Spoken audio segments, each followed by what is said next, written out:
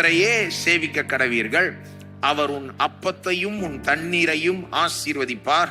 வியாதியை உன்னிலிருந்து விலக்குவேன். கற்பம் விழுகிறதும் மலடும் உன் தேசத்தில் இருப்பதில்லை. உன் ஆயுசு நாட்களை பூரணப்படுத்துவேன்.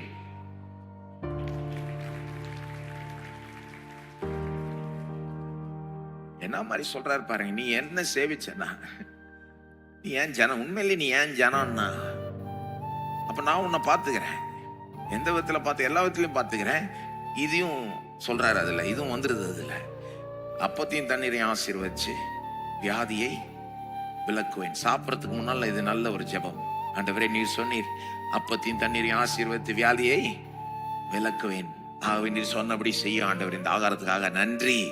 இதை வாழ்ந்தும் இதை சாப்பிட்டு உமக்காக நான் வாழ கிருபை செய்யும். இயேசுவின் நாமத்தில் ஜெபிக்கிறேன். ஆமேன். நல்ல ஜெபம். நான் நினைக்கிறேன் அவசியமான ஜெபம் இது.